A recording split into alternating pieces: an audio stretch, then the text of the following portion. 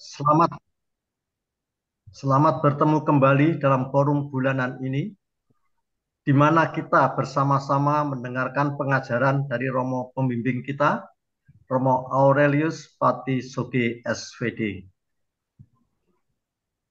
Saya, Frans Darmono dari Paroki Blok B di Jakarta, ditugaskan untuk memfasilitasi pertemuan yang sangat berharga ini. Terima kasih kepada komite yang telah memberi kepercayaan. Sedikit sharing tentang misi Santa Faustina yang saya cuplik dari buku BASF Bab Pendahuluan. Demikian bunyinya, Tuhan Yesus telah memilih seorang Suster Faustina sebagai seorang rasul dan sekretaris dari kerahimannya, sehingga Suster Faustina dapat menyampaikan pesan ilahi Tuhan Yesus sendiri kepada dunia. Sebentar lagi, Romo Aurel akan menyampaikan ajarannya dengan tema Maria Bunda Kerahiman Ilahi. Mendalami pemikiran Santo Yohanes Paulus II dalam ensiklik Dives in Misericordia bisa diartikan kerahiman yang berlimpah. Sedikit pesan kepada para devosan, mohon berkenan sebelum meninggalkan forum ini mengisi daftar hadir yang ada di kolom chat. Kemudian, kalau ada yang mempunyai hal yang ingin ditanyakan atau dikonfirmasikan, meskipun pengajaran sedang berlangsung, dapat menuliskannya dalam kolom chat. Ini akan sangat memperlancar sesi question and answer nanti. Tentunya bisa juga raise hand ya, selama waktu masih ada. Sedikit tambahan info, yang terdaftar dalam member list grup ini ada sekitar 480 devosan. 480 banyak sekali. Sesuatu yang sangat baik telah dan sedang berlangsung. Cukup sekian dulu sebagai pengantar. Sekarang kami undang para devosan hening sejenak untuk mulai doa pembukaan. Dalam nama Bapa dan Putra dan Roh Kudus. Amin. Allah Bapa yang Maha Rahim, kami mengucap syukur karena Engkau telah mengumpulkan kami semua untuk bertemu kembali melalui forum ini. Untuk mendengarkan pengajaran melalui hamba-Mu, Romo Aurel yang Engkau kasih dan urapi. Kami yakin bahwa Roh Kudus akan menuntun serta membimbing kami untuk semakin mengerti dan memahami makna pengajaran tersebut. Ya Bapa, kami mohon kuduskanlah setiap ruangan kami masing-masing, sinyal, alat komunikasi, dan cuaca agar semua dapat berjalan dengan lancar dari awal, pertengahan, sampai akhir. Lembutkan dan terangilah hati serta pikiran kami untuk dapat menghayati pengajaran Romo Aurel nantinya dan senantiasa membawa firman-Mu pulang dalam damai dan sukacita beserta keluarga serta sesama. Kami mohon rahmat-Mu agar senantiasa melimpah atas kami. Semua ini kami persatukan dalam Yesus Kristus, kini dan sepanjang masa. Amin. Darah dan air yang memancar dari hati Yesus sebagai sumber kerahiman bagi kami. Engkau andalanku. Darah dan air yang memancar dari hati Yesus sebagai sumber kerahiman bagi kami. Engkau andalanku. Darah dan air yang memancar dari hati Yesus sebagai sumber kerahiman bagi kami.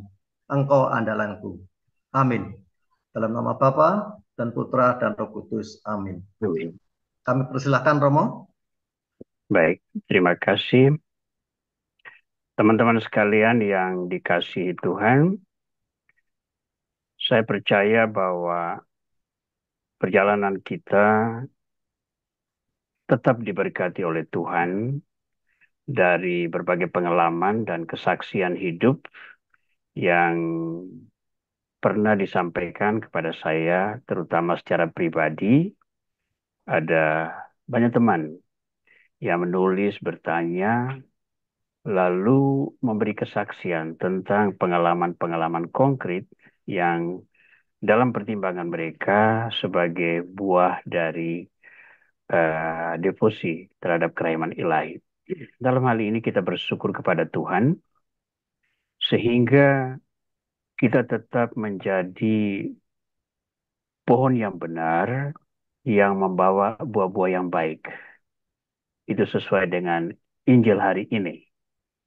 Dari pohon yang baik akan datang buah yang baik, dan dari pohon yang tidak baik tidak mungkin datang buah yang baik. Nah, mari kita melihat kerahiman ilahi ini sebagai sebuah gerakan, dan keterlibatan kita adalah upaya agar kita menjadi pohon-pohon yang baik dan membawa buah-buah yang baik untuk kemuliaan Tuhan dan juga untuk pengudusan diri kita, serta untuk juga menolong sesama yang juga sedang bersiara mencari kebenaran dalam nama Kristus.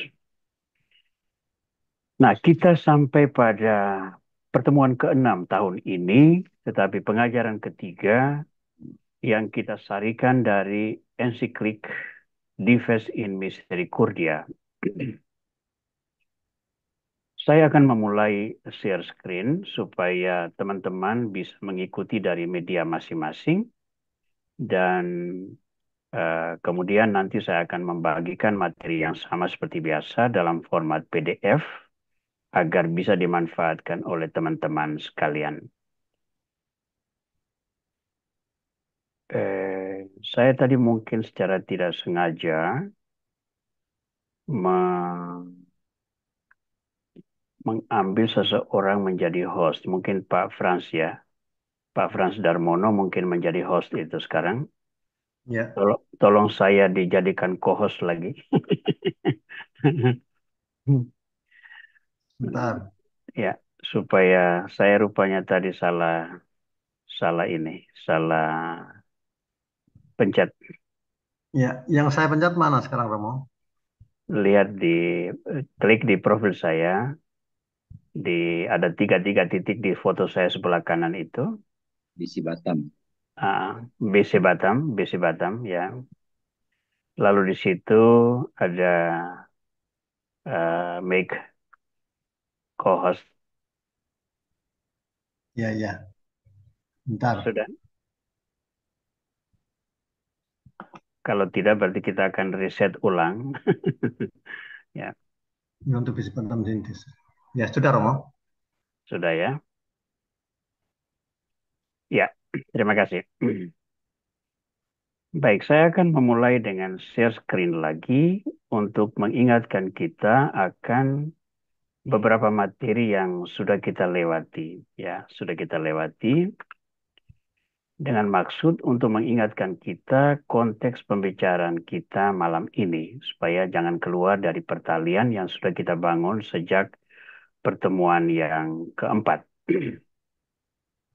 Nah, banyak orang yang bertanya kepada saya, dan juga termasuk juga sejumlah imam, apakah gereja memberi perhatian serius terhadap gerakan kerahiman ilahi ini? Karena terus terang tidak semua orang merasa perlu untuk berpartisipasi di dalam gerak kerahiman ilahi ini.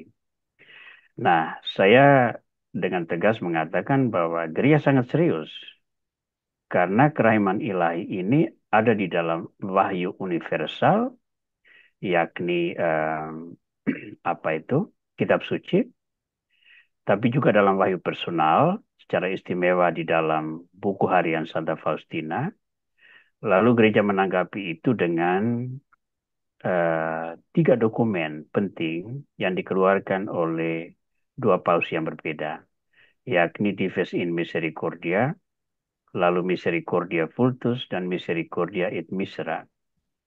Jadi teman-teman, kalau seandainya ada orang yang masih meragukan seriusnya gereja dalam mendalami dan mewartakan kerahiman ilahi, tiga dokumen ini saja sudah membahasakan betapa magisterium gereja, yakni hak mengajar dalam gereja itu secara serius membawa pesan iman ini kepada umat Kristiani.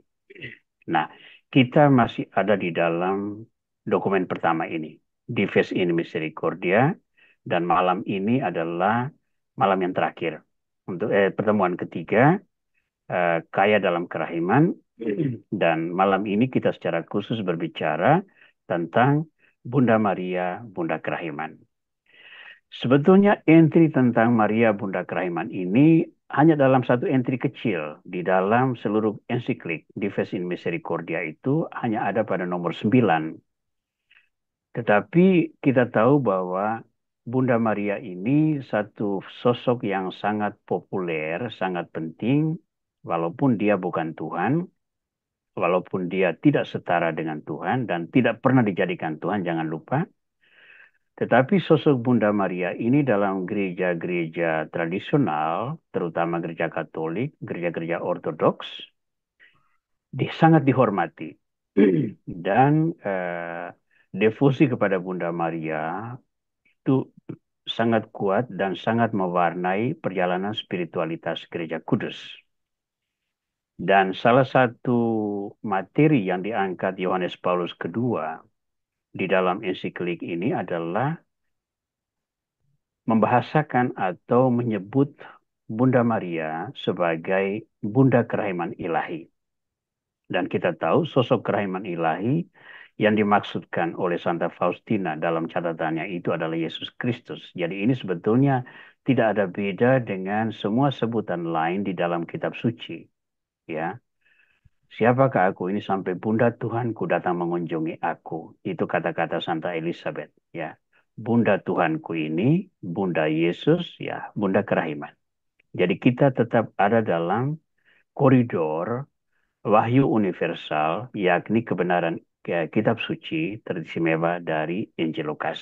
Nah, malam ini secara khusus kita menyoroti Maria sebagai Bunda Kerahiman. Nah, saya akan mulai dengan mengambil satu dua bagian dari Dives in Misericordia ini dalam Dives in Misericordia nomor 9, terutama alinea 3, 4, dan 5 yang secara khusus berbicara tentang Bunda Maria. Saya bacakan dulu alinea ketiga. Maria adalah orang yang mempunyai pemahaman terdalam mengenai misteri kerahiman Allah. Ia tahu betapa mahal harganya. Dia pun tahu betapa agung belas kasih itu. Dalam arti inilah kita menyebut dia Bunda belas kasih, Bunda kerahiman, atau Bunda Kerahiman Ilahi. Gelar-gelar itu mengungkapkan persiapan khusus jiwanya dan seluruh kepribadiannya, sehingga ia, sebagai yang pertama di antara bangsa Israel dan di antara semua manusia, serta melalui peristiwa-peristiwa yang rumit, mampu menyadari belas kasih yang secara turun-temurun orang ikut berbagi sesuai dengan rancangan kekal Tritunggal Maha Kudus. Saya langsung perbaiki satu huruf ini supaya jangan sampai mengganggu pemahaman kita. Ya. Nah, secara khusus dalam alinea ini istilah Bunda Kerahiman Ilahi disebutkan. Sebetulnya istilah ini bukan sesuatu yang baru. Mengingat di dalam sejarah gereja, devosi dan peranan Bunda Maria sudah sangat dihargai. Dan penghargaan itu sering menempatkan Bunda Maria sebagai sosok yang diandalkan oleh orang Kristiani untuk mendoakan kita. Kita mengenal prinsip per Mariam ad Jesum, melalui Maria kita datang kepada Yesus. Dengan pendasaran ada pada Injil Yohanes tentang mujizat di Kana. Dan nanti kita akan bahas sedikit tentang per Mariam ad Jesum itu.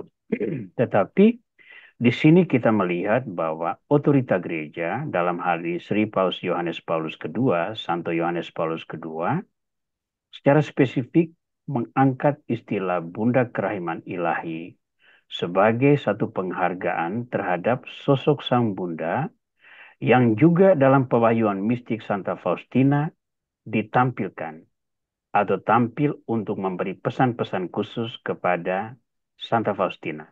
Di samping sosok Yesus yang secara konsisten berbicara dengan Santa Faustina. Nah, pertanyaan kita adalah mengapa dia disebut Bunda Kerahiman? Alinea keempat, Dives in Misericordia nomor 9, saya tempo hari sudah pernah mengirimkan dokumen Dives in Misericordia ini dalam bahasa Indonesia bersama dengan dokumen-dokumen yang lain. Jadi mohon nanti melihat dokumen itu ya sebagai perbandingan apakah apa yang saya sampaikan ini selaras dengan yang dituliskan di dalam dokumen-dokumen tersebut. Nomor satu, mengapa Maria disebut Bunda Kerahiman Ilahi? Alasan pertama adalah Maria ini Bunda Yesus yang tersalib dan bangkit. Ya, Maria adalah Bunda Dia, dalam hal ini Yesus, yang tersalib dan bangkit. Dalam sejarah keselamatan, dalam sejarah dunia, sosok yang tersalib dan bangkit itu hanya satu, yakni Yesus Kristus. Dan itu pembuktian terjadi baik secara teologis, secara biblis, maupun secara historis. Ya. Dalam catatan-catatan sejarawan, teristimewa dari abad pertama seperti Yosefus dan sebagainya, mereka mengutip kepercayaan yang beredar di lingkungan orang Kristiani abad pertama tentang sosok yang disebut Yesus dari Nazaret yang disalibkan, kemudian bangkit. Dan tentang kebangkitan ini, kesaksian tidak hanya datang dari para murid, tetapi juga orang-orang yang lain yang sesungguhnya tidak percaya Yesus sebagai Tuhan. Dan kita tahu bahwa sebetulnya orang pertama yang menjadi saksi kebangkitan itu para prajurit Roma yang menjaga kubur itu. Ya, mereka bukan orang murid Yesus, mereka bukan orang beriman, tetapi mereka ini yang menyaksikan malaikat turun dan membuka pintu kubur lalu duduk dengan wajah bersinar-sinar. Nah, Maria sebagai Bunda Yesus yang tersalib itu dibuktikan saya kutip dua ayat yang berbicara tentang dia sebagai bunda yang tersalib dan bunda yang bangkit. Dekat salib Yesus berdiri ibunya dan saudara ibunya, Maria istri Klofas dan Maria Magdalena. Ketika Yesus melihat ibunya dan murid yang dikasihinya di sampingnya, berkatalah ia kepada ibunya, "Ibu, inilah anakmu." Itu dalam Injil Yohanes bab 19 ayat 25 sampai 26. Ya, itu Yesus yang tersalib. Di mana Yesus yang bangkit? Ini saya kutip dari Kisah Para Rasul. Sesudah para rasul menyaksikan kenaikan Yesus ke surga, apa yang terjadi? Mereka kembali ke Yerusalem. Setelah mereka masuk ke kota, naiklah mereka ke ruang atas tempat mereka menumpang. Mereka itu ialah Petrus dan Yohanes, Yakobus dan Andreas, Filipus dan Thomas, Bartolomeus dan Matius, Yakobus anak Alfeus dan Simon orang Selot dan Yudas anak Yakobus. Mereka bertekun dengan sehati dalam doa bersama dengan beberapa perempuan serta Maria ibu Yesus dan saudara-saudara Yesus. Maria ibu Yesus secara khusus disebutkan dalam kalangan yang berhimpun untuk berdoa sesudah Yesus naik ke surga. Tidak tercatat apakah Maria ibu Yesus itu ada juga pada waktu Yesus naik ke surga. Mungkin tidak. Tetapi Maria jelas ada bersama para murid bertekun dalam doa menantikan kedatangan Roh Kudus.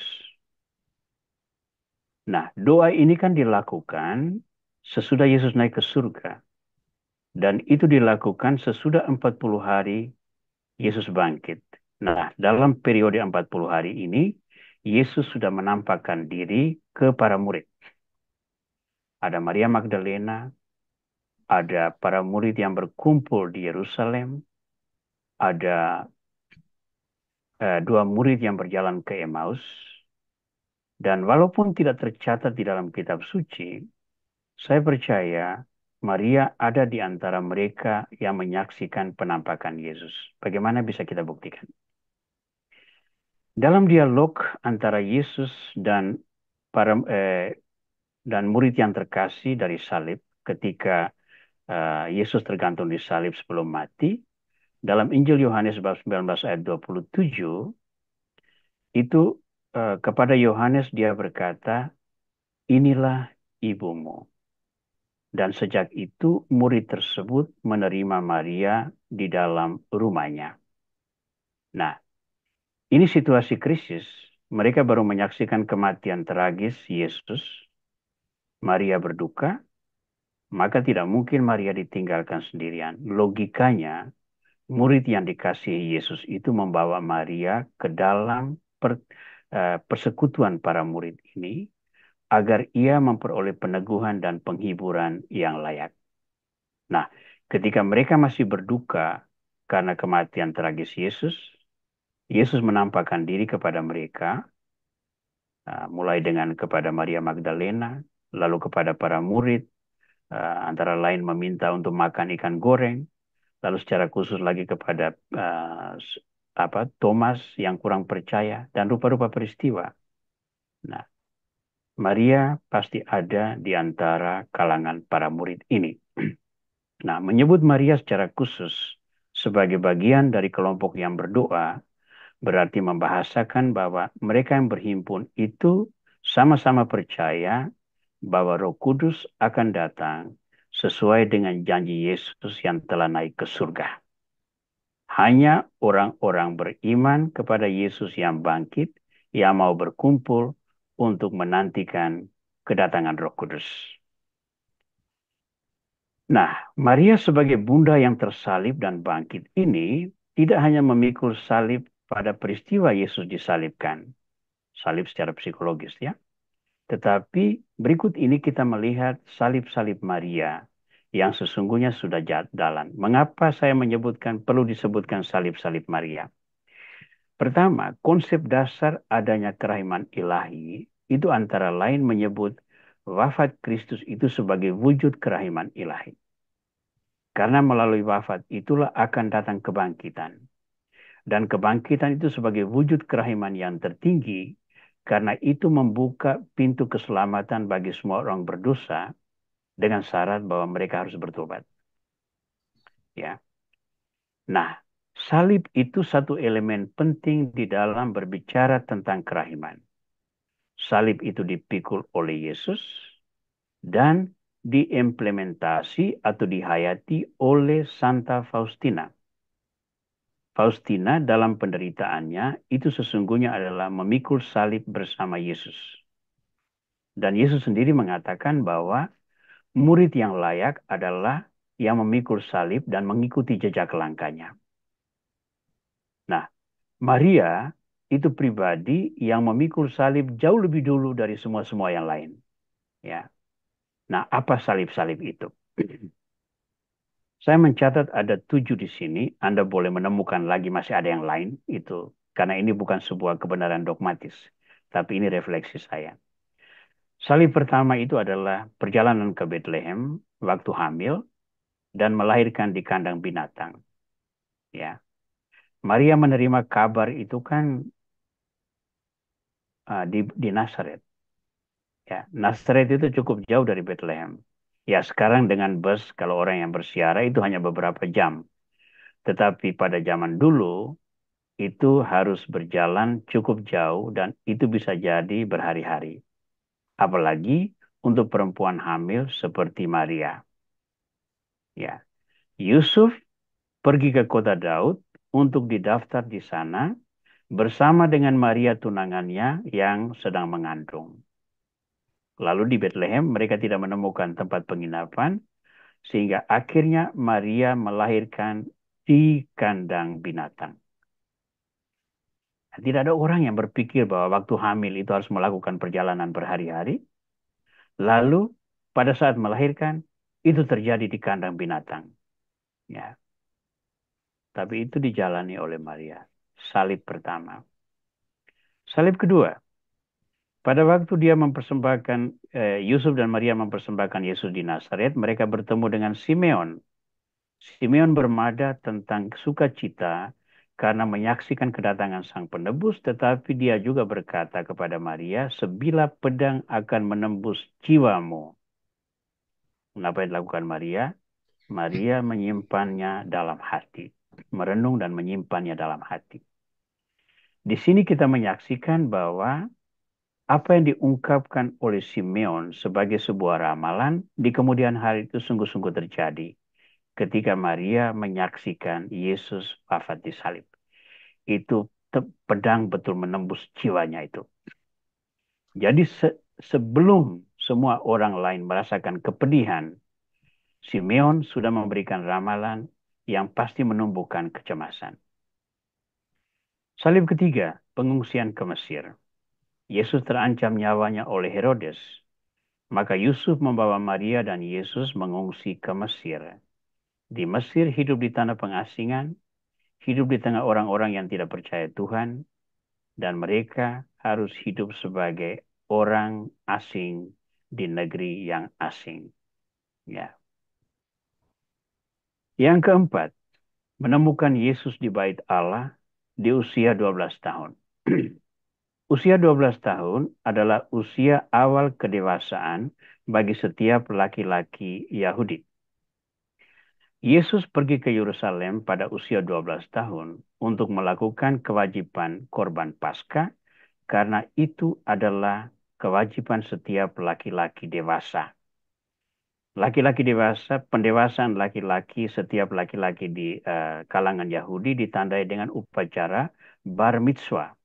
Ya, seseorang diresmikan sebagai orang dewasa dan sebagai orang dewasa dia berkewajiban untuk memenuhi semua hukum Taurat serta memiliki hak antara lain membaca Taurat, mengkhotbahkan dan menafsirkannya sebagai bagian dari penghayatan iman. Mungkin Anda pernah menyaksikan film Jesus of Nazareth, film dari tahun 70-an. Itu satu adegan yang bagus. Itu adalah Yesus diterima sebagai orang dewasa dalam sinagoga di Nazaret. Lalu sesudah itu dia membaca kitab. Itu kitab dari Nabi Yesaya. Dan itulah tanda kedewasaan. Maka kalau Yesus itu hilang di bait Allah dan Maria dan Yusuf sudah pulang duluan dengan berpikir bahwa Yesus ada di antara rombongan yang sudah mendahului atau datang kemudian, itu bukan sesuatu hal yang salah atau kecerobohan Maria dan Yusuf. Karena dalam kategori masyarakat Yahudi, ketika Yesus sudah melewati bar mitzvah, dia adalah kelompok dewasa yang boleh mengambil keputusan dan bertindak, berjalan bersama kelompoknya sendiri, dan sebagainya. Tetapi apa yang terjadi? Yesus tidak mereka temukan di pencarian itu. Maka kembalilah mereka di Yerusalem. Karena bagaimanapun dia baru usia 12 tahun. Mereka menemukan dia di bait suci. Dan apa kata Yesus ketika Maria mengatakan, bagaimana engkau melakukan ini pada kami? Bapamu dan aku mencari engkau. Apa jawaban Yesus? Mengapa kamu mencari aku? Tidakkah aku, tidakkah bukankah aku harus berada di rumah Bapakku? Rumah Bapakku adalah bait Allah. Berarti Yesus sudah menunjukkan independensi dan menunjukkan visi apa yang harus dia capai di masa depan. Sebagai ibu, ini jawaban menusuk. Tetapi Yesus dibawa pulang juga dan dibesarkan di Nazaret. Dan kita tahu dari catatan Injil Lukas bahwa ia bertambah dewasa dan menjadi orang yang sangat disenangi di hadapan Tuhan dan manusia. Salib kelima, Yesus mati di salib. Nah, dalam sejumlah artikel ketika menderetkan salib-salib Maria, antara lain dituliskan bahwa salib Maria berjumpa dengan Yesus ketika memikul salibnya ke Gunung Golgota. Ya, itu Alkitab sama sekali tidak pernah menyebut itu. Bahwa Maria bertemu dengan Yesus ketika Yesus memikul salibnya ke Golgota. Seperti yang kita doakan dalam perhentian keempat dalam jalan salib itu ya. Yang ada di sana itu justru Maria bertemu perempuan-perempuan Yerusalem atau ditolong oleh Simon dari Sirene dan sebagainya ya. Logikanya bisa baik, bisa jadi. Maria tidak mungkin tidak menyaksikan perjalanan Yesus. Toh dia ada di kaki salib Yesus. Maka mungkin dia bertemu betul di sana. Tetapi itu tidak tercatat di dalam kitab suci. Tapi yang pasti Maria ada di kaki salib pada saat Yesus mati. Ya, maka itu juga satu penderitaan bagi Maria. Salib ketujuh adalah lambung Yesus ditikam. Tidak ditulis bahwa Maria membuka mata untuk melihat lambung Yesus ditikam. Tetapi jelas bahwa Maria ada di sana. Dan secara psikologis tidak mungkin seorang ibu meninggalkan jenazah anaknya yang tergantung di kayu salib. Lalu yang terakhir jenazah Yesus dikuburkan. Nah logikanya bahwa Maria tidak mungkin tidak menyaksikan penguburan Yesus. Karena kubur itu dekat dengan tempat Yesus disalibkan. Nah ini salib-salib yang sudah dipikul oleh Maria. Baik sebelum Yesus sendiri disalibkan maupun pada saat Yesus disalibkan hingga dikuburkan. Salib di sini tidak secara harafiah berarti palang kayu yang diletakkan di atas batunya, di atas bahunya, tetapi penderitaan yang harus dia tanggung sebagai konsekuensi dari kesiapannya untuk dipilih Tuhan menjadi bunda sang penebus. Ya. Injil Lukas bab 1 ayat 8 mengatakan, Maria berkata kepada malaikat, sesungguhnya aku ini hamba Tuhan, terjadilah padaku menurut perkataanmu. Nah, ternyata yang terjadi pada Maria itu berlimpah-limpah, begitu banyak, dan itu berat-berat. Jadi kita boleh katakan, Maria adalah satu pribadi yang memikul salib praktis sepanjang hidupnya. Tapi di sisi lain ada juga sukacita. Sukacitanya saya catat ada 3. Yang pertama adalah kebangkitan Yesus. Sekali lagi saya sebutkan bahwa tidak tertulis dalam Injil bahwa Maria menyaksikan kebangkitan Yesus. Tetapi Yesus menampakkan diri kepada murid-murid yang berhimpun dan bersembunyi karena takut kepada orang Yahudi. Sementara Maria sudah diserahkan Yesus kepada murid yang dikasih, yang Injil Yohanes mencatat bahwa sejak itu murid tersebut menerima Maria dalam rumahnya. Maka logikanya adalah Maria pasti turut menyaksikan kedatangan Yesus yang telah bangkit. Yang kedua, berdoa bersama para murid, para rasul dan murid-murid lain untuk menantikan kedatangan Roh Kudus. Ketika berkumpul untuk berdoa, jelas kita tidak hanya berkumpul lalu diam-diam sepanjang waktu, tidak.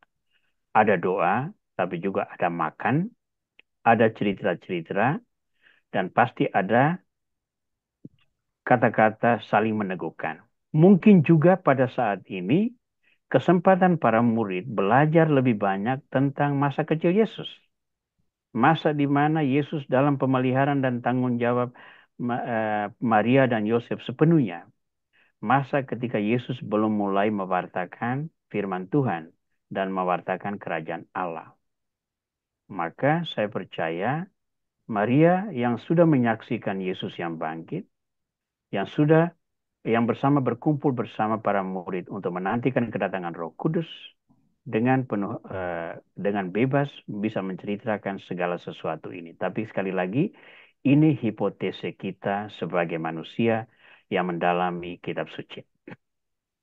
Yang juga penting adalah sukacita Maria ada dalam menyaksikan kelahiran gereja pada hari Pentakosta.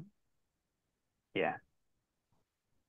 Pada hari ke-9 sesudah berkumpul tadi, pada hari ke-10 sesudah kenaikan Yesus, pada hari ke-9 proses doa ini, Roh Kudus turun ke atas para rasul. Maria ada di sana, karena dia ada bersama para rasul berdoa menantikan itu. Dalam gambar-gambar yang sering kita lihat, peristiwa Roh Kudus itu, Roh Kudus tidak hanya turun kepada 12 rasul, tapi juga kepada ke atas Bunda Maria. Tapi sekali lagi, itu adalah ekspresi seni para seniman Kristiani. Ya. Nah, kelahiran gereja pada hari Pentakosta itu kan merupakan perwujudan peranan Maria sebagai Bunda Gereja. Dia membawa Yesus ke dalam dunia sebagai manusia melalui kelahiran di Bethlehem, ya. Dan dari salib, Yesus menjadikan Maria bunda kaum beriman ketika dia menyerahkannya kepada Yohanes dan berkata, inilah ibumu. Maria kemudian hadir pada peristiwa kelahiran gereja, yakni Pentakosta. Dan kita tahu gereja adalah tubuh mistik Kristus, kelanjutan dari kehadiran Kristus. Sehingga kehadiran Maria jelas menjadi sebuah presentasi simbolik bahwa bunda yang menjadi bunda yang melahirkan Yesus sebagai manusia sekarang juga menyaksikan kelahiran tubuh mistik Yesus, yakni Gereja Kudus pada hari Pentakosta. Itu adalah sukacita yang ditampilkan dalam Bunda Maria sebagai Bunda Kerahiman. Nah, dalam kaitan dengan ini, karena kita berbicara dalam ranah kerasulan kerahiman ilahi dengan berpedoman pada buku harian Santa Faustina, maka saya ingin juga menampilkan catatan Santa Faustina tentang Bunda Maria sebagai Bunda Dia yang tersalib dan Dia yang telah bangkit. Dalam buku harian Santa Faustina nomor 25, kita membaca kalimat ini. Pada malam hari, Bunda Allah mengunjungi aku sambil membopong bayi Yesus. Hatiku dipenuhi dengan sukacita dan aku berkata, Maria bundaku, tahukah engkau betapa mengerikan penderitaanku? Dan Bunda Allah menjawab, aku tahu betapa banyak kamu menderita, tetapi janganlah takut. Aku ikut menanggung penderitaanmu dan aku akan selalu berbuat demikian. Ia tersenyum ramah, lalu menghilang. Seketika itu juga kekuatan dan keberanian yang besar muncul dalam jiwaku. Tetapi itu hanya berlangsung 1 hari. Tampaknya neraka sudah bersekongkol melawan aku. Suatu kebencian yang mengerikan mulai merasuki jiwaku. Suatu kebencian terhadap semua yang kudus dan ilahi. Aku merasakan bahwa siksaan rohani ini akan menjadi bagianku selama sisa hidupku. Aku kembali menghadap sakramen Maha Kudus dan berkata kepada Yesus, Yesus mempelai jiwaku, tidakkah engkau melihat bahwa jiwaku sedang setengah mati merindukan engkau? Bagaimana mungkin engkau menyembunyikan diri dari hati yang sedemikian tulus mencintai engkau? Ampunilah aku ya Yesus, kiranya kehendak kudusmu terjadi atas diriku. Aku akan menanggung penderitaan ini dengan diam seperti merpati tanpa mengeluh. Aku sama sekali tidak akan membiarkan hatiku menyerukan keluh kesah yang menyedihkan. Nah, apa yang ditampilkan oleh Santa Faustina itu membahasakan proses yang terjadi dalam pembentukan pribadi Santa Faustina sebagai orang mistik. Ketika Tuhan datang kepada Bunda Maria dan berkata bahwa dia memilih Maria untuk menjadi Bunda Yesus, Maria berkata, aku ini hamba Tuhan, terjadilah padaku menurut perkataanmu. Betul, itu sebuah sukacita. Dan nada sukacita itu ditampilkan oleh Maria pada waktu dia mengunjungi Elizabeth. Dalam apa yang kita sebut sebagai Kidung Maria, yang biasanya didoakan dalam ibadat sore kalau Anda memakai buku ibadat harian. Ya, para biarawan-biarawati, para imam berkewajiban untuk mendoakan ini setiap hari. Ya, para awam sampai sekarang saya belum tahu apakah wajib, tetapi kalau Anda memakai buku ibadat harian sebagai buku doa, itu adalah salah satu yang didoakan pada setiap ibadat sore. Nah, ini buah tanda sukacita. Tetapi sesudah sukacita ini ada duka cita. Seperti yang dialami Santa Faustina ini. Sukacita dan peneguhan itu ada pada satu hari, tetapi kemudian ada tantangan, godaan yang lain-lain yang dia bahasakan sebagai ini. Tampaknya neraka sudah bersekongkol melawan aku. Suatu kebencian yang mengerikan mulai merasuki jiwaku. Penderitaan.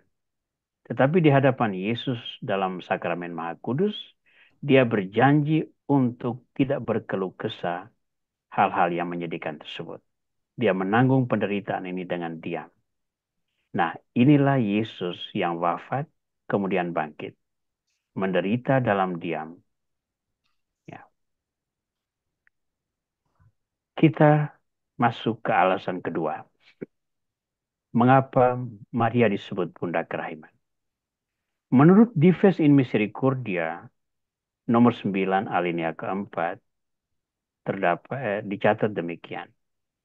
Maria menerima belas kasih Tuhan secara luar biasa, maka secara istimewa pula dia layak menerima belas kasih itu sepanjang hidupnya. Nah, saya mengutip dua bagian dari kitab suci untuk mengungkapkan citra Maria yang digambarkan pada alasan kedua ini. Yang pertama dari Injil Lukas bab 1 ayat 30-31. Kata malaikat itu kepadanya, "Jangan takut hai Maria, sebab engkau beroleh anugerah di hadapan Allah. Sesungguhnya engkau akan mengandung dan melahirkan seorang anak laki-laki, dan engkau harus menamai dia Yesus." Ini anugerah yang luar biasa kan? Ada dua anugerah besar. Nomor satu, mengandung dan melahirkan seorang anak laki-laki. Bagi wanita Yahudi, mandul itu satu aib. Satu hal yang menyedihkan, bahkan dilihat sebagai kutukan. Ya, ingat peristiwa Hana yang pergi berdoa di Kenisa agar memperoleh berkat sehingga bisa melahirkan seorang anak, dan akhirnya anak itu lahir dan diberi nama Samuel. Itu dalam perjanjian lama. Demikian juga Elizabeth, ini disebut mandul. Ya, dan ketika dia mengandung pada hari tuanya dan melahirkan, semua orang datang bersuka cita dengan dia. Ya, ada banyak hal yang terjadi. Maka ketika malaikat mengatakan, engkau akan mengandung dan melahirkan seorang anak laki-laki dan engkau harus menamai dia Yesus, karunia pertama adalah kewanitaan Maria terpenuhi dengan melahirkan seorang anak laki-laki. Dan yang kedua, karunia besar itu adalah anak itu ternyata Sang Mesias. Engkau harus menamai dia Yesus. Yeshua Hamashiach, ya, dalam bahasa Ibrani-nya. Ya. Yesus Sang Mesias sudah menjadi ibu, karunia sebagai seorang perempuan, dan sekarang menjadi ibu Mesias, karunia kepada seorang perempuan yang beriman. Mungkin pernah mendengar, mungkin masih ingat dulu kita pernah berbicara dalam satu seminar online semacam ini, Maria masuk dalam kalangan Anawim, ya, kelompok orang yang dianggap manusia-manusia yang benar, yang tekun menantikan kedatangan Sang Mesias. Ya, mereka itu seperti Yusuf dan Maria, Zakaria dan Elizabeth, Simeon dan Hana. Mereka itu disebut sebagai orang-orang Anawim. Dan ternyata Maria adalah Anawim yang berperanan untuk menghadirkan Sang Mesias. Ya, tidak ada orang lain yang menerima karunia ganda seperti ini. Hanya Maria saja. Nah, karunia yang diberikan Tuhan secara luar biasa ini kemudian berlangsung terus-menerus. Ada di mana? Dalam Madah Maria yang diucapkan oleh Maria ketika mengunjungi Elizabeth sebagai seruan kegembiraan karena Elizabeth menyapanya sebagai Bunda Tuhan, siapakah aku ini sampai Bunda Tuhanku datang mengunjungi aku? Lalu Maria melakukan mada, dan dalam mada itu antara lain terungkap kalimat ini. Mulai sekarang, segala keturunan akan menyebut aku berbahagia, karena Yang Maha Kuasa telah melakukan perbuatan-perbuatan besar kepadaku, dan kuduslah namanya. Rahmatnya turun-temurun atas orang yang takut akan Dia. Ya. Mulai sekarang segala keturunan. Nah, segala keturunan ini sampai kepada kita ini. Segala keturunan. Lalu rahmatnya turun-temurun. Ya. Nah, kalimat ini, segala keturunan dan turun-temurun itu membahasakan karunia kekal. Ya.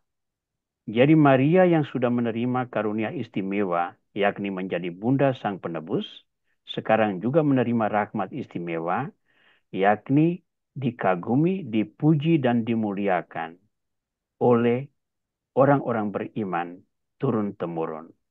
Mulai sekarang, segala keturunan akan menyebut aku berbahagia. Nah, Santa Faustina sendiri,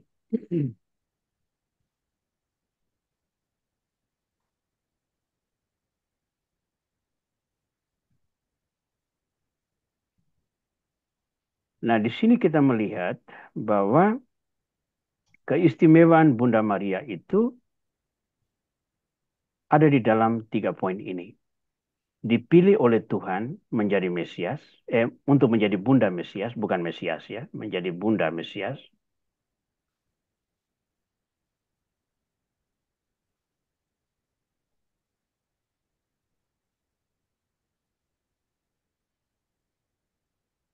Dia disebut yang berbahagia oleh semua bangsa dan diserai tanggung jawab untuk menjadi Bunda Gereja. Nah, dalam buku harian nomor 220, kita menemukan catatan Santa Faustina secara demikian. Sejenak di hadapan sakramen Maha Kudus. Oh Tuhan dan penciptaku yang kekal, bagaimana aku harus bersyukur kepadamu atas rahmat yang besar ini, yakni bahwa engkau telah berkenan memilih aku yang papa ini menjadi mempelaimu, dan engkau menyatukan aku dengan engkau sendiri dalam ikatan yang kekal. Oh harta jiwaku yang terkasih, aku mempersembahkan kepadamu seluruh adorasi dan syukur pada para kudus dan semua paduan suara malaikat. Dan aku menyatukan diriku secara istimewa dengan bundamu. Oh Maria bundaku, dengan rendah hati aku memohon kepadamu, selubungilah jiwaku dengan mantel keperawananmu pada saat yang sangat penting dalam hidupku ini. Supaya dengan demikian aku boleh lebih diperkenankan oleh hati putramu dan pantas memuji kerahiman putramu di hadapan seluruh dunia dan sepanjang kekekalan.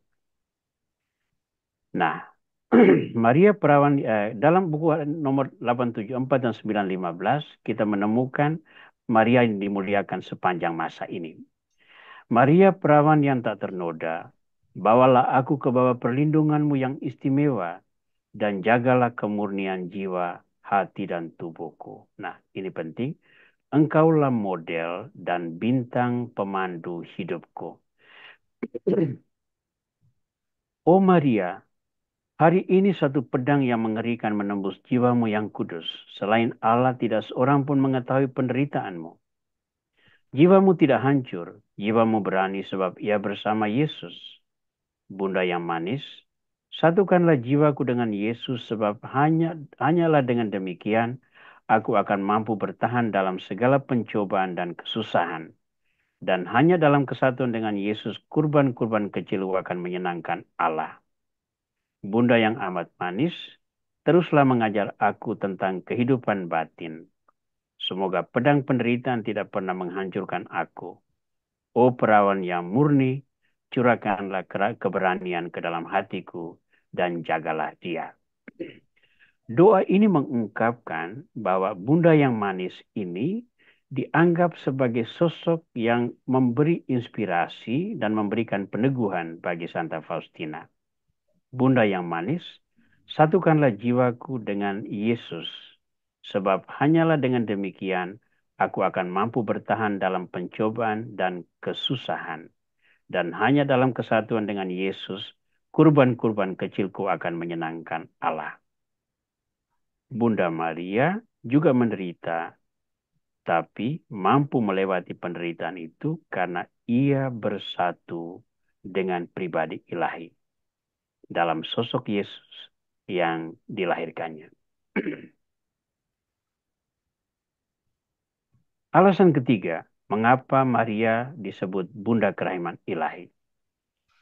Dalam Dives in Misericordia nomor 9 alinea keempat masih tercatat ayat alasan ketiga tersebut. Melalui pesan tersembunyi, Maria mendekatkan kepada manusia kasih yang harus Yesus ungkapkan dengan kedatangannya. Maria bukan penyelamat, tetapi dia mendekatkan manusia dengan penyelamat. Korban cinta yang menyelamatkan itu datang dari Yesus. Karya penebusan itu datang dari Yesus. Yang menumpahkan darahnya agar manusia diselamatkan itu Yesus. Yang lambungnya ditembak itu Yesus. Yang kepalanya dimahkotai duri, yang tangan dan kakinya ditembusi paku, yang dicambuk seluruh tubuhnya itu adalah Yesus. Tetapi dalam bagian tertentu, sejarah keselamatan ini, Maria berperanan mendekatkan manusia kepada sosok yang berkorban diri demi keselamatan ini. Dalam Injil Yohanes bab 2 ayat 3 sampai 5, kita menemukan kalimat yang dikutip dari kisah mujizat pertama dalam pesta perkawinan di Kana. Ketika mereka kekurangan anggur, Ibu Yesus berkata kepadanya, mereka kehabisan anggur.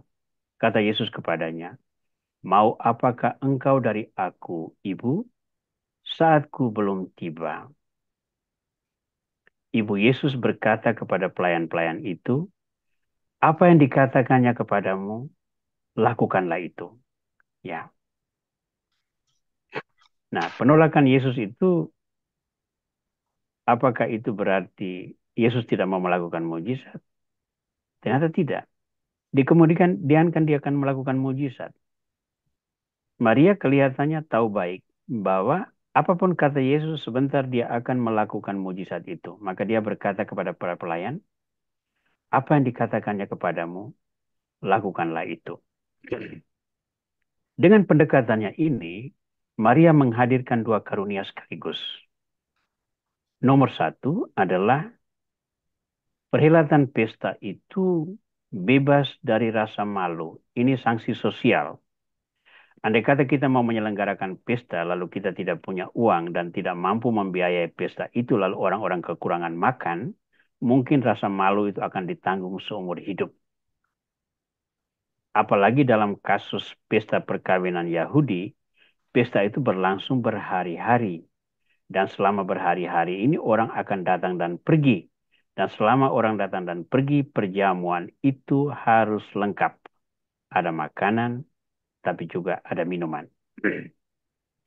Saya pernah hadir di gereja Kana, tempat yang menurut tradisi adalah Yesus melakukan mujizat mengubah air menjadi anggur.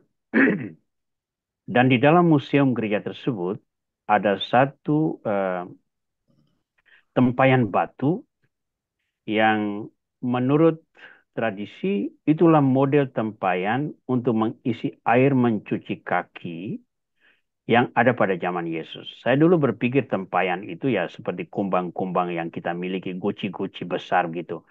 Ternyata tempayan ini luar biasa besar. Besar sekali. Tingginya mungkin setinggi orang sampai di leher. Dan muatannya itu mungkin 2 sampai 3 drum. Nah, kalau itu 7 tempayan, ya, maka bisa dibayangkan berapa banyak anggur yang malam itu disiapkan berkat mujizat dari Yesus. Dan kita tahu, inisiator dari semua ini adalah siapa? Maria. Bukan dia yang melakukan mujizat, tapi dia melihat problema, lalu dia berinisiatif. Maka, perhelatan pesta itu bebas dari rasa malu. Itu karunia satu. Tapi karunia dua, yang paling penting adalah mujizat yang menunjukkan siapa Yesus. dengan mengubah air menjadi anggur, ya, para pelayan tahu, sementara tuan pesta tidak tahu. Nah, para pelayan ini apakah diam-diam? Mereka pasti berbicara. Saya percaya, tidak dicatat dalam kitab suci, tapi saya percaya apa yang dilakukan Yesus itu menjadi buah mulut orang-orang di Kana. Siapakah dia yang melakukan ini? Oh, itu Yesus anak Maria. Dari mana Nazaret? Siapa dia? Sampai bisa mengubah air menjadi anggur ini. Ini pertanyaan-pertanyaan awal yang membuat orang untuk mencari tahu siapa Yesus. Dan peranan di sana ada Maria. Bagaimana Santa Faustina menulis tentang Maria seperti ini? Kita menyebut, nanti akan kita melihat dulu analisis pertama, mengapa Maria disebut sebagai Bunda Kerahiman dan berperanan membawa orang kepada Yesus. Ternyata ada sejumlah peristiwa dalam kitab suci yang mengungkapkan per Mariam ad Yesum ini. Melalui Maria kita datang kepada Yesus. Saya mencatat peristiwa-peristiwa ini. Yang pertama, Maria membawa Yesus kepada Elizabeth dan Zakaria pada waktu Yesus baru ada di dalam kandungannya. Ketika Elizabeth mengandung 6 bulan Yohanes. Dan Maria tinggal bersama mereka di sana 3 bulan sampai Yohanes lahir. Ketika Maria datang, Elizabeth berkata, sesungguhnya ketika salammu sampai ke telingaku, anak yang ada di dalam rahimku ini melonjak kegirangan. Siapakah aku ini sampai ibu Tuhanku datang mengunjungi aku? Maria sudah menerima kabar dari malaikat Gabriel. Yesus sudah ada di dalam kandungannya. Dan Elizabeth adalah orang pertama yang mengakui bahwa anak yang dikandung Yesus adalah Tuhan yang pewartaannya nanti akan dilakukan oleh Yohanes yang sedang dikandungnya. Yang kedua, Maria membawa Yesus kepada para gembala dan orang Majus. Para gembala itu kan memperoleh kabar dari malaikat bahwa pada malam Natal itu telah lahir raja yang dinantikan di Bethlehem. Siapa yang membawa? Maria. Begitu juga orang Majus ketika mereka datang mencari Yesus, mereka sampai ke rumah itu dan mereka menemukan anak itu bersama dengan ibunya. Ya, itu tercatat dalam Injil Matius itu. Peran Maria ada di sana. Menghadirkan Yesus sebagai orang yang mencarinya. Yang ketiga, Maria membawa Yesus kepada Simeon di Bait Allah. Tujuannya jelas bukan bertemu Simeon. Tujuannya adalah mempersembahkan Yesus di Bait Allah sesuai ketentuan hukum Taurat. Tapi Simeon adalah Anawim yang mencari, menantikan kedatangan Sang Mesias. Dan mata imannya menemukan bahwa Mesias itu adalah anak yang dibawa oleh Maria dan Yusuf. Maka dia menyambut anak itu lalu memadakan pujian Simeon yang dalam ibadat harian didoakan setiap ibadat malam. Ya Tuhan, perkenankanlah sekarang hamba-Mu berpulang dalam damai, sebab mataku telah melihat keselamatan yang datang dari-Mu. Ya, Simeon. Yang keempat, Maria mendatangi Yesus saat pesta perkawinan di Kana yang kehabisan anggur. Ya, itu kita sudah jelaskan tadi.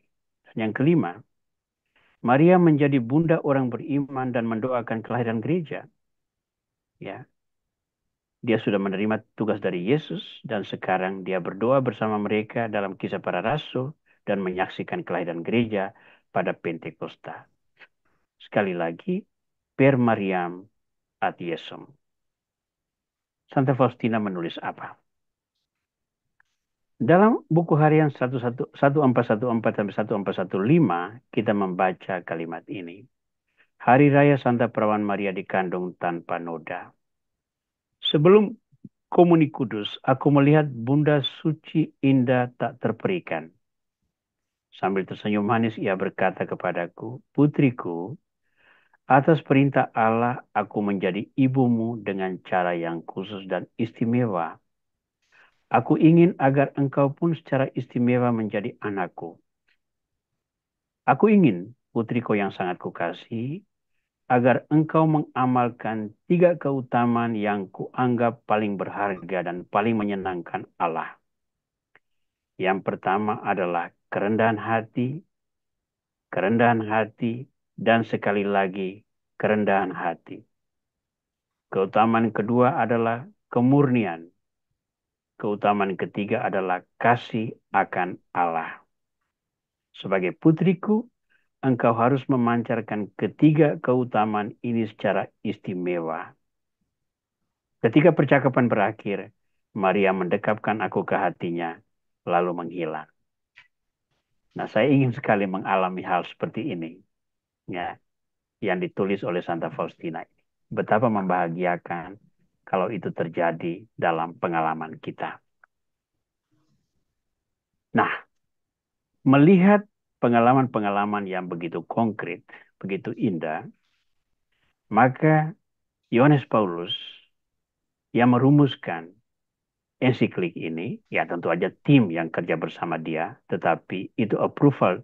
Jangan lupa, Yohanes Paulus ini orang yang sangat teliti dalam membaca setiap draft pengajaran yang disiapkan oleh tim ahli. Dan dia sendiri adalah filsuf dan guru besar, sehingga secara intelektual orang yang sangat capable, sangat mampu. Dia menyebutkan demikian dalam alinea kelima, Dives in Misericordia nomor 9.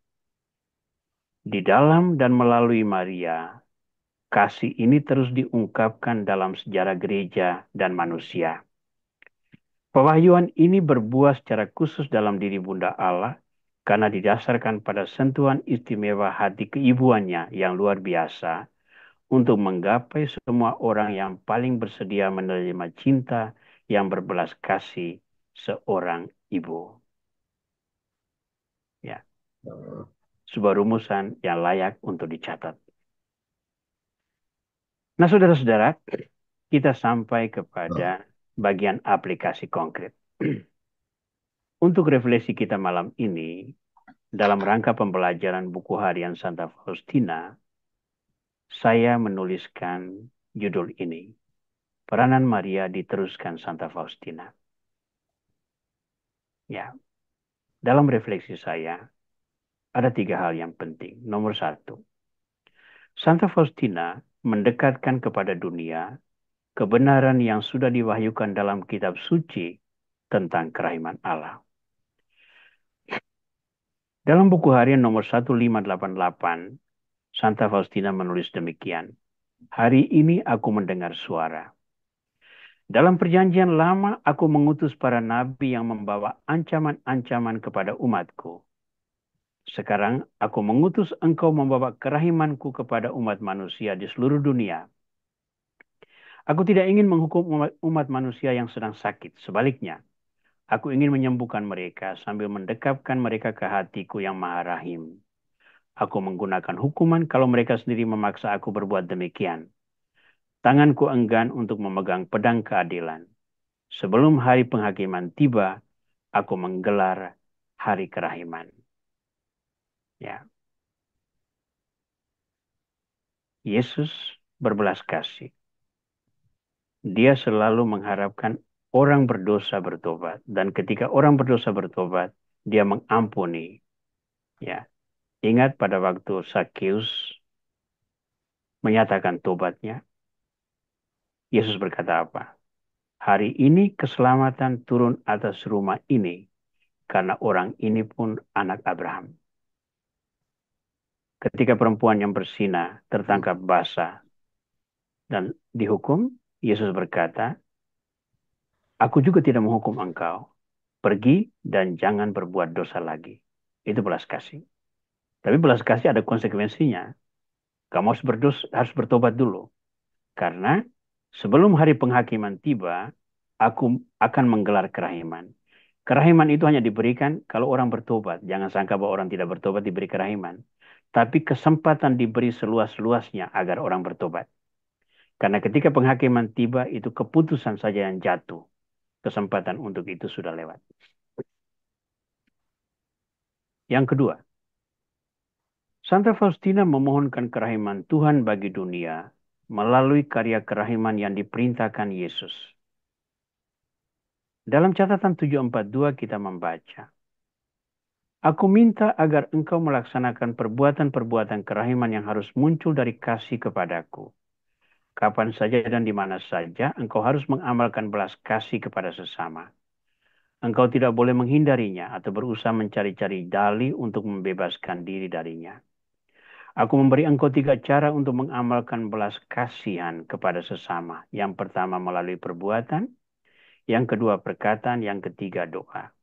Dalam 3 cara inilah tercakup sepenuhnya karya belas kasih, dan semua itu merupakan bukti kasihmu kepadaku yang tidak dapat dibantah.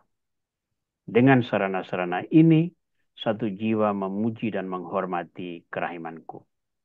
Nah, saudara-saudara, ini bukan kutipan satu-satunya. Dalam buku kerahiman itu penuh dengan perintah Yesus kepada Santa Faustina untuk membahasakan kerahiman yang diperintahkan Yesus, ya.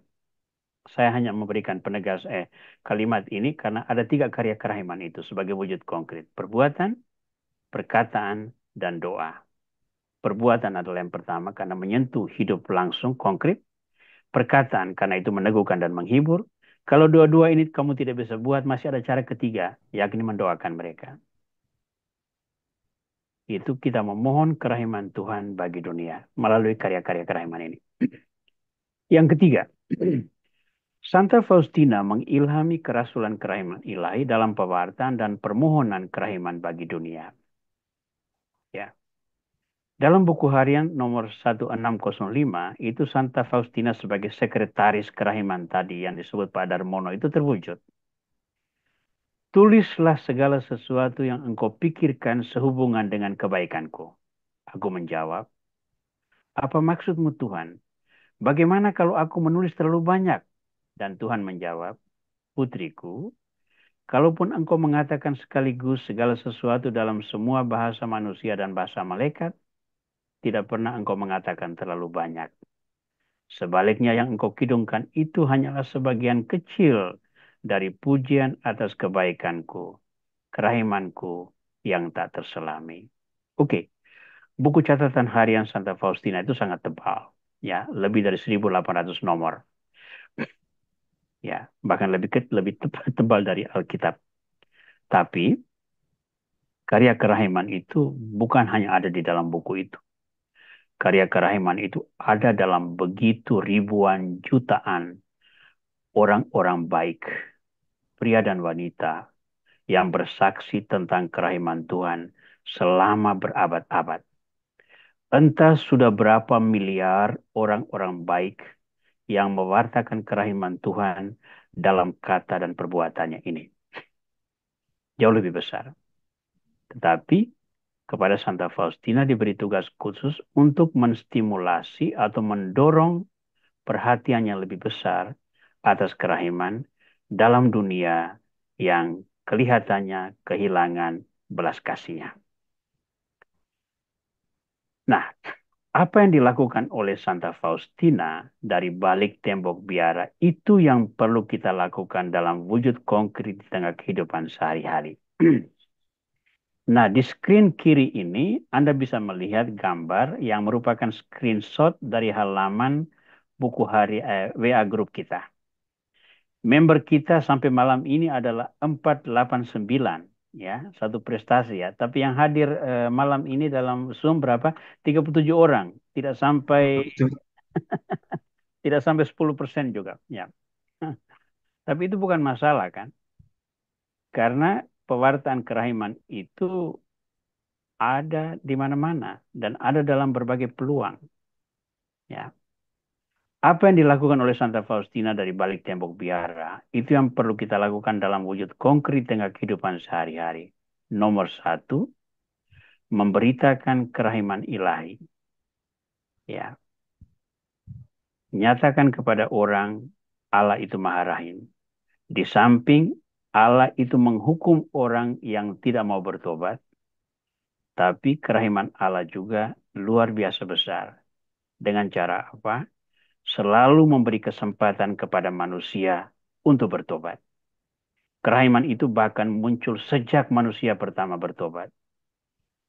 Kalau Adam dan Eva ada di dalam Taman Eden dan tidak ditempatkan di luar, hukum Taman Eden itu apa?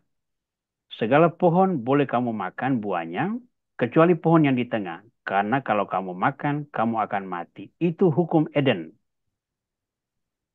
Yang terjadi, sesudah manusia berdosa, makan buah itu, Tuhan menempatkan mereka di luar Taman Eden.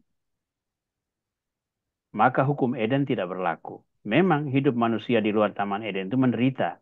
Tapi dengan itu mereka tetap hidup. Dan tetap hidup berarti ada peluang untuk bertobat. Dan ketika ada tobat, di sana ada kerahiman. Yang kedua, kita perlu melakukan karya-karya kerahiman. Melalui perkataan, melalui perbuatan, dan melalui doa kita. Hiburlah orang-orang agar diteguhkan sebagai karya kerahiman. Buatlah sesuatu agar orang mengalami cinta dan belas kasih Tuhan. Dan doakanlah mereka agar di tempat mereka dengan cara tertentu Tuhan juga menganugerahkan belas kasih. Yang ketiga, memberi kesaksian tentang wujud kerahiman ini agar mengundang partisipasi sesama murid Kristus. Seringkali orang ragu-ragu untuk terlibat dalam pewartaan kerahiman. Antara lain, cara hidup kita yang aktivis kerahiman ini tidak menunjukkan belas kasih. Saya teringat ada seorang anggota kami dalam salah satu grup kerahiman ilahi yang selalu menjadi masalah. Sehingga akhirnya ada sebuah nickname atau julukan. Ini Rasul Kerahiman yang sama sekali tidak rahim.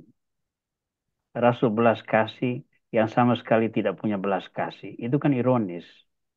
Jangan lupa, cara hidup kita yang salah bisa membuat orang meninggalkan Tuhan.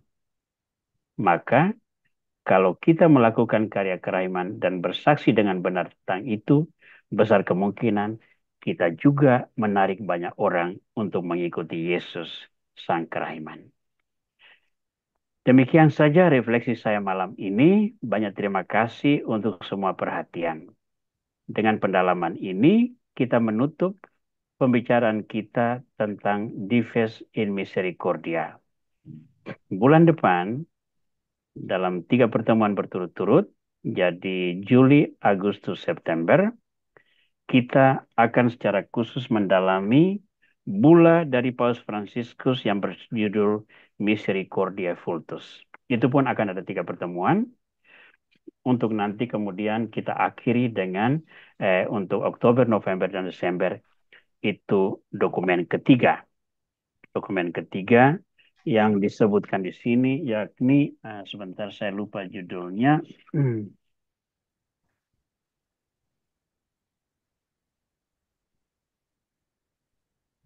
Dokumen ketiga yakni Misericordia et Misera. Ya. Baik, dengan demikian saya menyelesaikan refleksi malam ini dan saya kembali kepada Pak Darmono untuk menghantar pendalaman kita. Luar biasa. 45 menit Romo Aurel mengajarkan kepada kita tentang Bunda Kerahiman. Sangat komplit, Romo. Terima kasih atas pengajarannya yang sungguh menggugah serta memperluas wawasan kami. Dan tentunya memperkokoh iman kami juga. Sesi question and answer bisa kita mulai. Sebelum di dalam chat tidak ada pertanyaan, tetapi akan ada sedikit informasi dari Bapak Abdi akan mengenai bagi yang saya bacakan saja ya, bagi yang mau join WA group ini, buku BHSF, buku harian Santa Faustina bisa diklik, ada linknya, Bapak Abdi punya, atau bisa telepon, di situ ada nomornya juga 65 906 00 799. Ini informasi dari Bapak Abdi Prayogo. Kemudian saya persilahkan kalau ada yang mau bertanya, raise hand saja. Ini Ibu Kiki ya, silakan.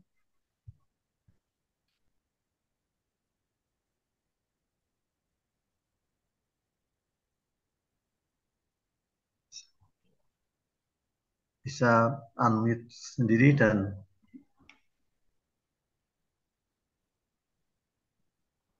Oke. Baik.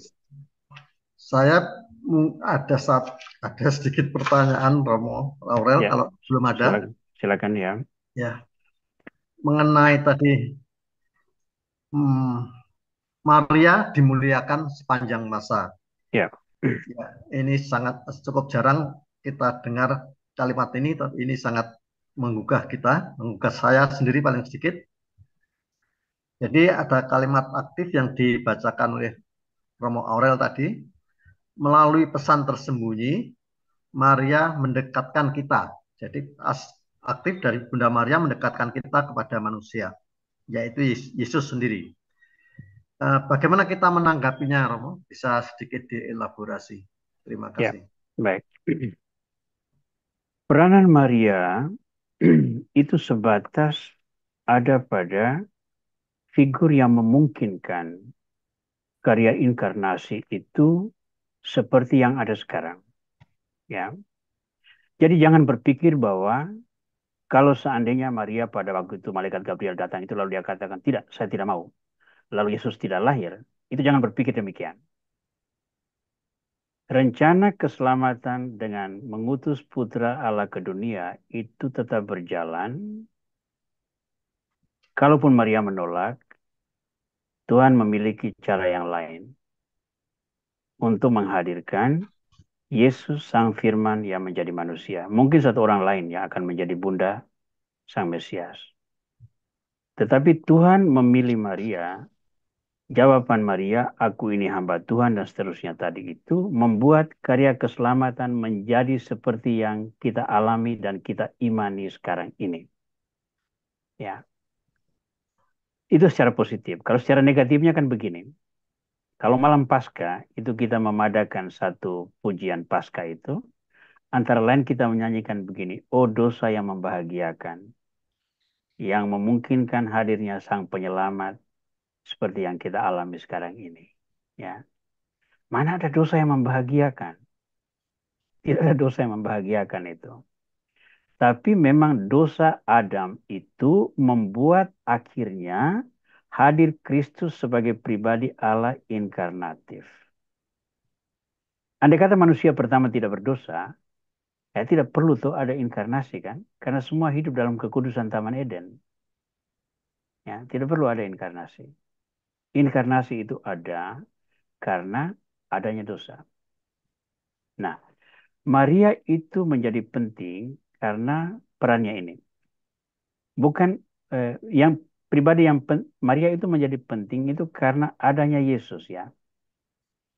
Andai kata Yesus itu tidak ada atau Maria itu tidak melahirkan Yesus, dia hilang di telan sejarah.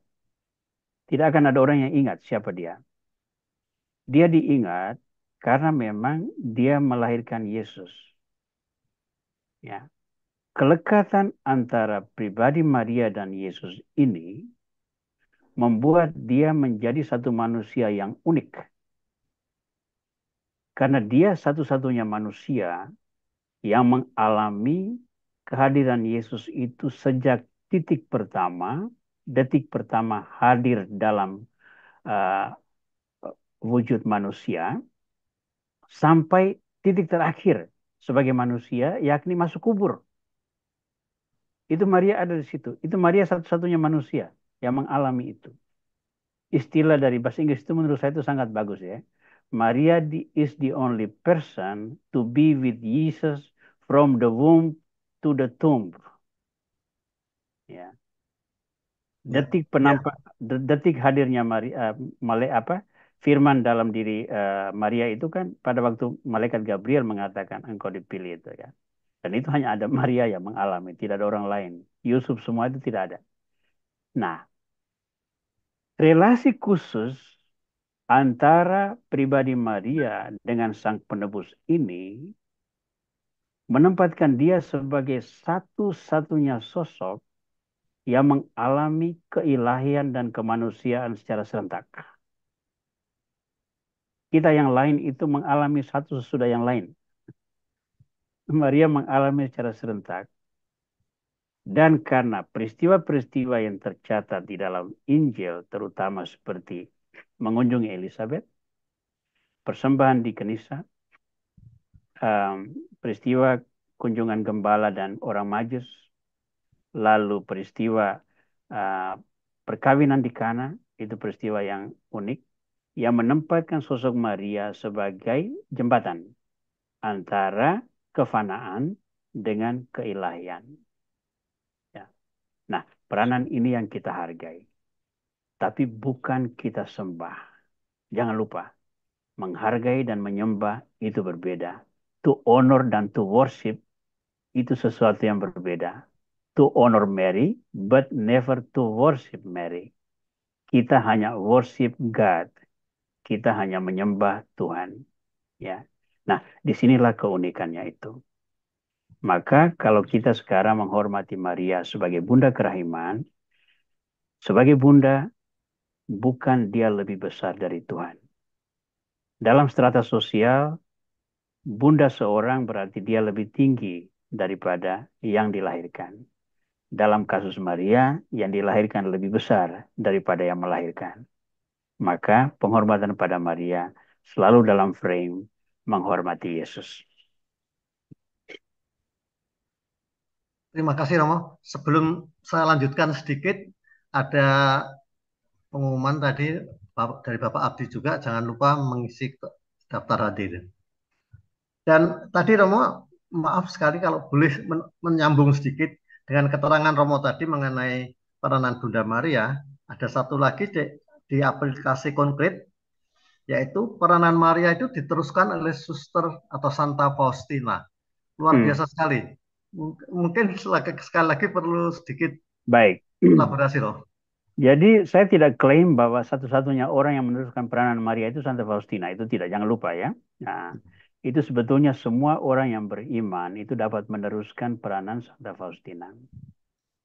Tetapi tiga yang dideskripsikan di dalam alasan mengapa Maria disebut Bunda Kerahiman tadi itu dalam ensiklik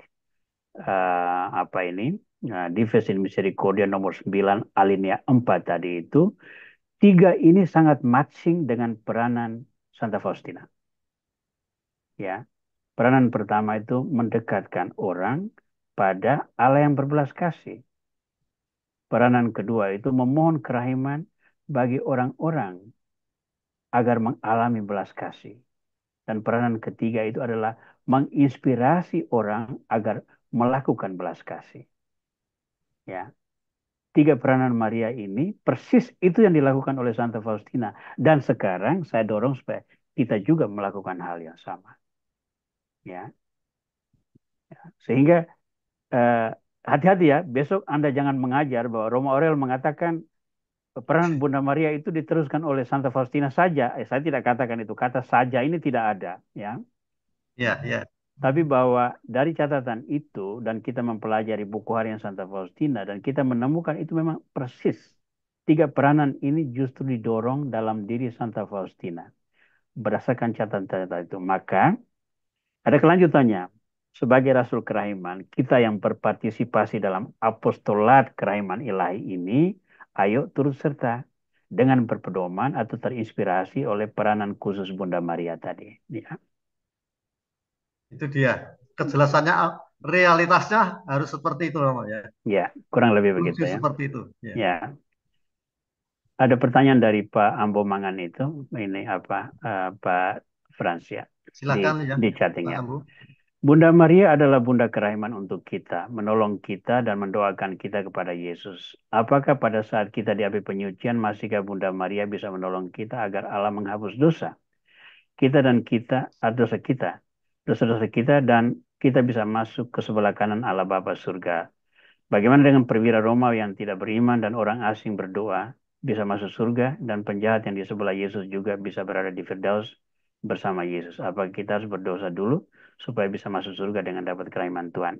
Nah, pertama, dosa bukan prasyarat untuk masuk surga. Ya, jadi jangan berprinsip kita berdosa dulu supaya bisa masuk surga. Justru tidak. Kalau Anda berdosa, Anda tidak masuk surga. Tapi pendosa yang bertobat, ini yang penting. Pendosa yang bertobat, kesempatan untuk dia masuk surga itu ada. Nah, mengapa perwira Romawi dan penjahat yang bergantung bersama Yesus itu, mereka orang pertama yang mengakui. Perwira Romawi itu kan ketika sudah menyaksikan Yesus itu kan dia bersujud dan berkata begini, orang ini sungguh-sungguh anak Allah. Itu pengakuan iman yang luar biasa. Ya, Petrus menyangkal Yesus beberapa jam sebelumnya itu. Ya, perwira Romawi itu di puncak Golgota itu dia sujud dan mengatakan orang ini sungguh-sungguh anak Allah. Apa yang terjadi selanjutnya itu kita tidak pernah tahu. Perwira Romawi ini. Tapi pengakuan iman itu ada. Yang kedua, penjahat yang bertobat, yang dia bergantung bersama Yesus. Dia akan jelas-jelas mengatakan kepada temannya itu, oh kita ini dihukum karena dosa kita. Tapi orang ini tidak melakukan sesuatu yang salah. Kemudian dia berkata kepada Yesus, Tuhan, ingatlah aku pada saat engkau sudah ada di dalam kerajaanmu. Nah, itu kan ungkapan pertobatan yang luar biasa. Mengakui Yesus sebagai Tuhan dan meminta agar Tuhan ingat dia pada waktu di dalam kerajaan. Tuhan, saya ini orang berdosa. Tapi kalau engkau sudah dalam kerajaan, tolong ingat saya. Itu ungkapan penyesalan. Maka Yesus katakan apa? Hari ini juga engkau akan bersama saya di dalam Firdaus. Nah, ini kan sebuah pesan simbolik yang luar biasa. Pada waktu manusia pertama jatuh ke dalam dosa, sukacita Firdaus Eden itu hilang, diambil. Manusia ditempatkan di luar Taman Eden. Iya, semua orang melakukan karya pelayanan, termasuk para nabi, bapak bangsa, raja-raja semua, hingga akhirnya Yesus. Lalu Yesus pada saat menjelang kematiannya menemukan pertobatan ini. Lalu dia berkata, hari ini juga engkau berada bersama aku di dalam Firdaus. Pertobatan memulihkan sukacita Eden. Kontrasnya di sini. Dosa menghancurkan sukacita Eden, pertobatan memulihkan sukacita Eden. Jadi bukan dosa yang menghantar kita ke dalam Eden, tetapi tobat atas dosa. Itu yang menjadi kuncinya. Apakah Bunda Maria mendoakan kita? Iman kita mengatakan bahwa semua orang yang berhimpun di seputar altar Kristus adalah saudara-saudara yang dimurnikan dan diselamatkan oleh Kristus. Kalau kita berdoa, aku percaya, kita antara lain berdoa begini. Aku percaya akan Roh Kudus, Gereja Katolik yang kudus, persekutuan para kudus. Siapa para kudus di sini? Ini bukan Santo Santa yang digelar Santa Faustina, Santo Yohanes Paulus II, Santo bukan itu.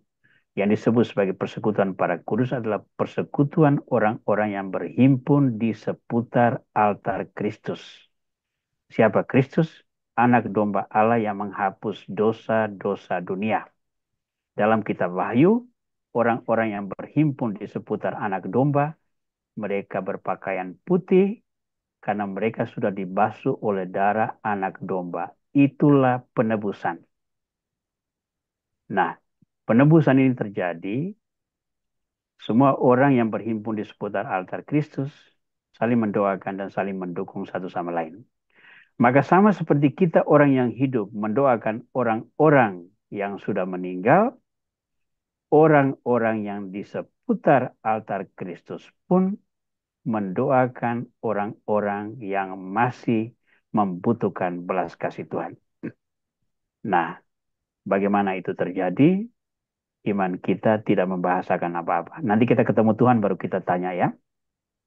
Tuhan, Tuhan, bagaimana aku bisa mengampuni dosa semua ini? Apakah Bunda Maria mendoakan kami? Nanti kita tanya di sana.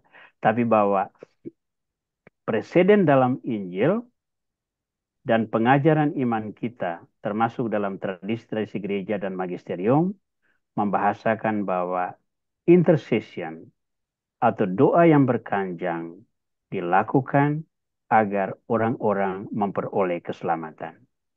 Nah, sebagai bunda pengantara kekudusan dengan pewahyuan yang begitu banyak, penampakan di mana-mana, ingat peristiwa Lourdes, peristiwa Fatima, ya, ingat juga pesiaran-pesiaran umat beriman di seputar peranan Maria dan sebagainya, semua itu membahasakan gereja yang dinamis, yang juga perlu terus-menerus bertobat agar keselamatan itu menjadi milik kita.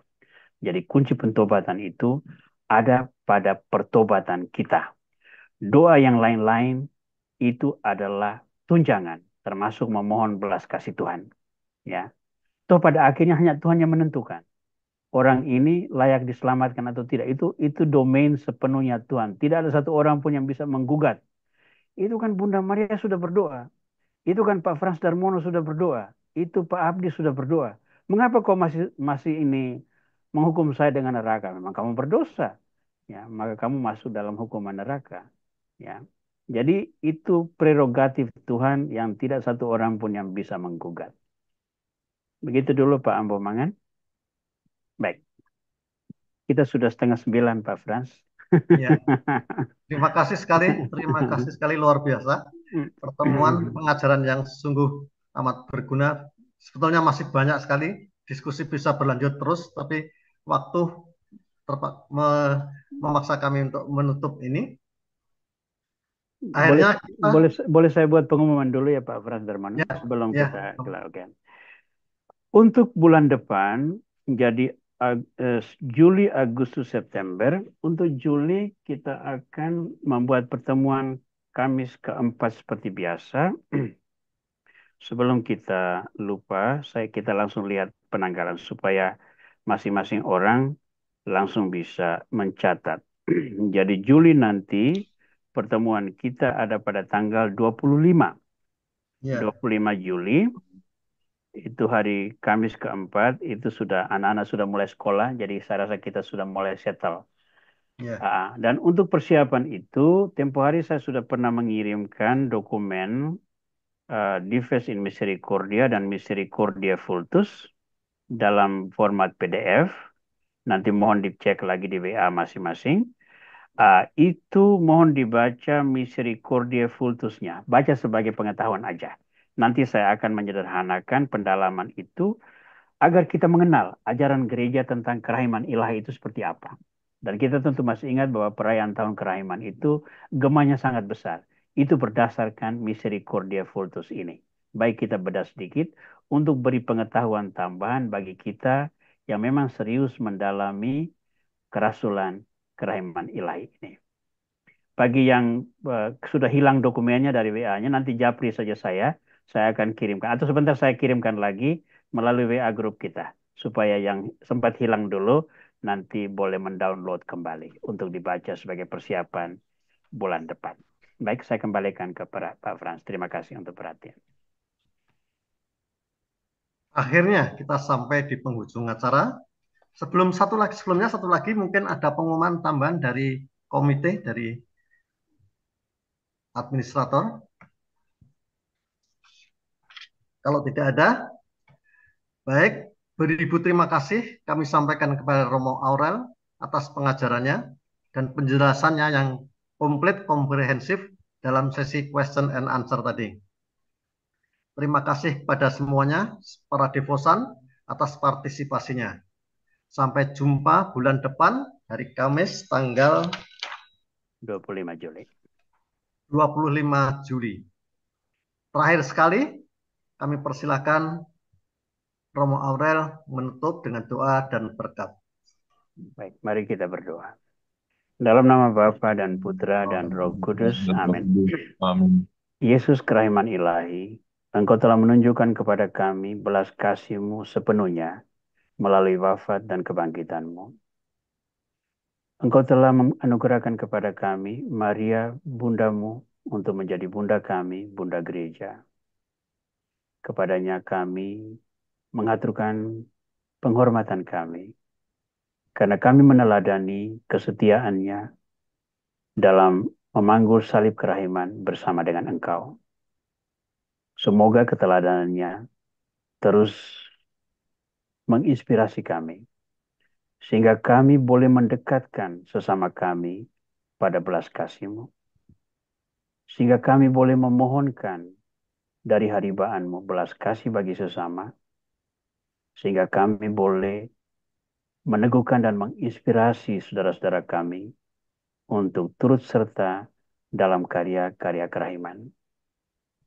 Tuhan, jadikanlah hidup kami pujian bagi keagungan nama-Mu, kini dan sepanjang masa. Amin. Amin. Tuhan bersamamu. Dan bersama rohmu. Berkat Allah Tritunggal Maha Kudus kiranya menaungi saudara-saudara sekalian, Bapa dan Bapa Putra dan Roh Kudus. Amin. Amin. Tuhan memberkati kita semua. Amin. Amin. Terima kasih. Romo Korel. Terima kasih. Terima kasih ya. Terima kasih semua. Istirahat yang enak. Selamat malam. Hujan, Jakarta hujan. Batam berlimpah hujan. Ya, makasih Bu Feli. Pontianak Pak Jo. Ya. Malam Bu Han. Iya, terima kasih. Dari Toronto. Ya, Bu Jo. Pagi Selamat sana malam ya. juga. Iya, malam Romo. Ya, Bu Ellen selamat malam juga. Selamat istirahat. Bu Magdalena selamat malam. Ya. Yo Maria ada. Ya. Oke, Tuhan memberkati semua ya. Ya, terima kasih. Pak Frans sekarang host, jadi tolong end kan di situ. Oh iya. Ya.